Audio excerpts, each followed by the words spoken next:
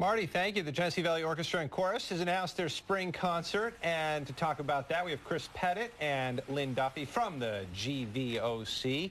Guys, thank you so much for rejoining us. I know we had you here just a few weeks ago. How did that concert go for you?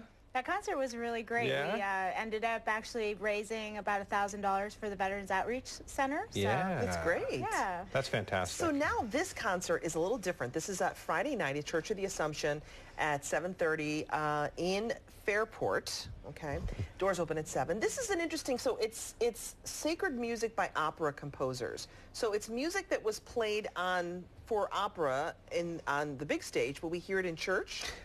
Yes and no. Okay.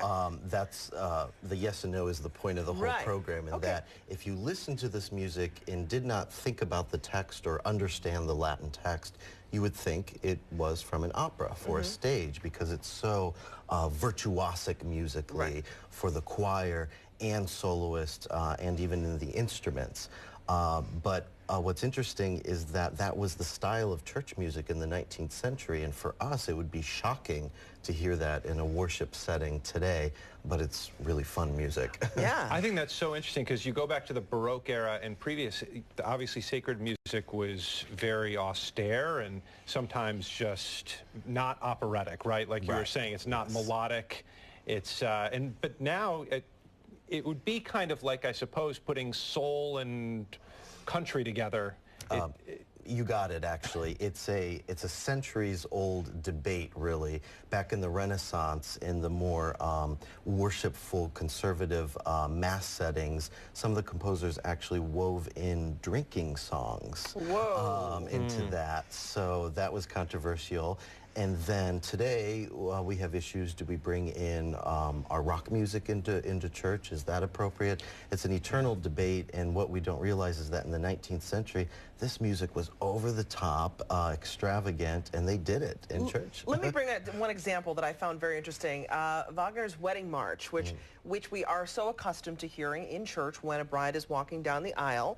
That's a song had a different purpose and meaning. Very much so. I didn't know this. It's the one piece on the program that goes in the other direction. It's not a sacred piece for a church. It's actually from an opera. And I included it because my training is as an organist, came to Rochester for studies at Eastman, and so I've been requested to play that all the time. The original version from Wagner's opera Lohengrin is gorgeous. It's for chorus, a female group of small chorus, harp, and orchestra. And it does not happen for the procession of the bride before the wedding. It happens after the wedding, when the village, the members of the village escort the newlyweds to their wedding chamber. So the text is very much birds and bees poetic. So very different from the beginning of the wedding ceremony. No pressure there. No, exactly. Lynn, once again, though, this will expand, the outreach. You will have new people come see you, you hope, at this concert, right? Yes. I think this music repertoire is just really an interesting way to introduce people to music that they've never heard. I've never heard of some of this before I started singing it. That's amazing. Under Chris's direction with the group. And it really is beautiful, and so I think one of the missions that we're trying to do is really make this kind of music more accessible to a different generation too. All right. Thank you so much. Yeah. It's great talking to you. For having us. Good luck. Have fun. Thank We will. Hey, coming up, Roll Tide, or Rolling Thunder. Hannah Welker is in for another surprise. Let's see if she can handle Oh, no. Rolling Thunder, the new ride at Darien Lake. There she goes, getting ready.